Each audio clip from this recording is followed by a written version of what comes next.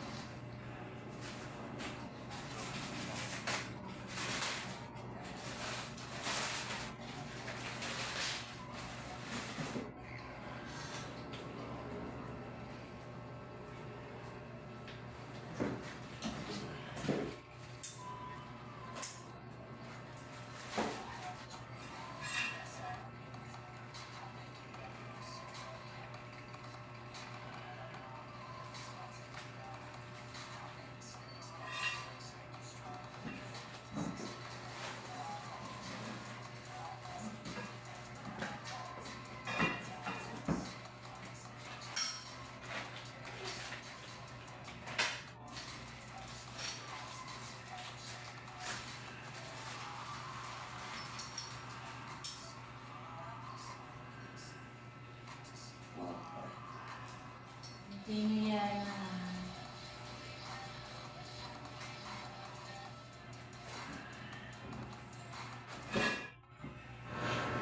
So, ayan na guys, at na-i-plus ko na. So, assembly ko na yan. Hindi ko na nakuha ng video. Bali yan, buo na. Nilagay ko na yung aking kutsyon. At masarap ang tulog ko na yan sa aking bagong bed frame. Yan. Umangat na siya sa sahig. Hindi na ako natutulog sa sahig kasi nahirapan na ako bumangon. So, yan. Dito na rin ako nag-livestream sa loob ng aking kwarto sapagkat ako'y pinalipat dito ng anak ko sa kwarto para diyan ko namin ilalagay yung aking mga gamit habang nagla-livestream. At maraming salamat sa inyong panonood sa aking mga video guys. Thank you so much at see you on the next video. Maraming salamat sa inyong suporta at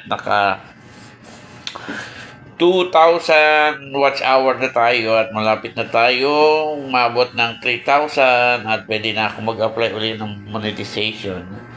Thank you so much sa inyong suporta. So, yan. So, hanggang dito na lang yung ating video. Thank you. Bye-bye.